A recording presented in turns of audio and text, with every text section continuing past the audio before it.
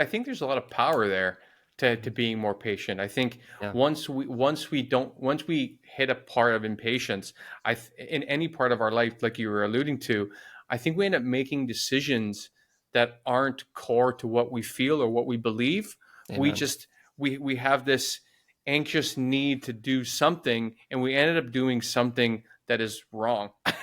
Like I've made these decisions as well, and I try to Yep. be really aware of these things in all parts of my life. So you definitely got a reader on board whenever that book comes out. I guess I want to be respectful of your time. So as we wind up, what would you say to someone now who's looking? Because if someone's picked a business and they've started it and they're down that road, I think every one of those principles I Mhm. know intimately would be super helpful from the businesses that I've started and run. But if someone is looking to choose a business to start or even to purchase one, how would you advise them to go about looking at these different options? How can they architect that to find a way for themselves? Yeah. So cash is king and queen. And when I look at businesses now, the lens to which I look at them are slanted heavily in that favor, meaning, Mm, can this business generate enough free net operating cash flow to reinvest in its growth? There's something called, Michael, the self-financeable growth rate, the SFG rate. How fast can your company afford to grow? So based on the net operating cash it generates, how much of that cash can become fuel to reinvest in sales and marketing, all these different things for it to grow even further? Because if you don't have a strong self-financeable growth rate and your business is just making enough money to pay yourself and you can't reinvest in its growth, your business is going to become a lifestyle, but it's just going to stay there. You're not going to be able to grow it.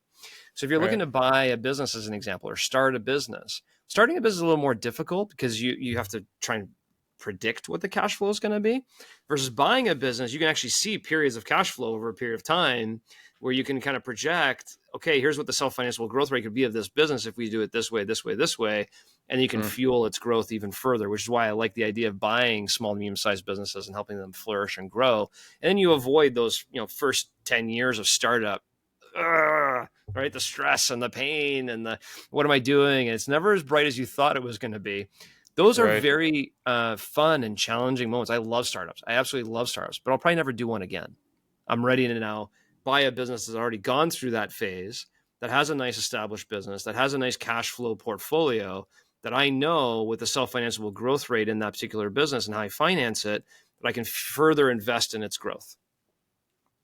That's great. Well, especially I keep saying to every entrepreneur I can, or even lawmaker I can meet in Europe, that the entire eurozone or every country in the eurozone needs an SBA program like the U.S. has. Mm. I mean, I think especially for how much it helps entrepreneurs. I think a lot of people in the business community don't realize how much the federal government in the U.S. is helping to build so much wealth in the U.S. with that SBA program. And I Yeah. think it's such a win-win. I mean, because you have to qualify the businesses that's been around for this long. It has X amount of proceeds, and then they're making a rip on every payment from that entrepreneur. Yep.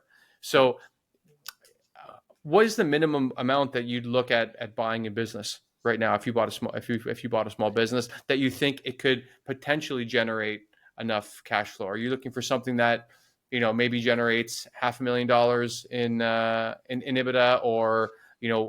how Half does it to look? How two. does it look for you? We're looking at half a million to 2 million of EBITDA.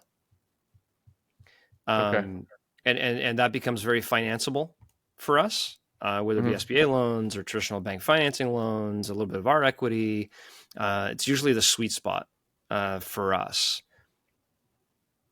All right.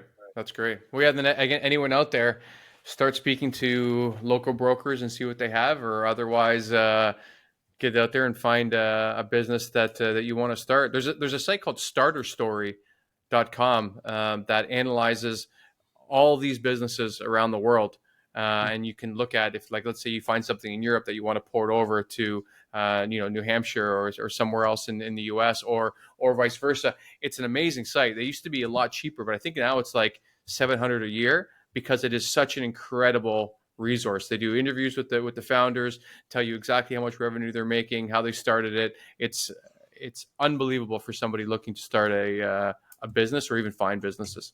Yeah. That's a great lead. But John, thank you so much for the book. I'm definitely going to go out and grab it. There's a couple of things you said that I want to make sure I cement in my head. So thank you so much for being here today.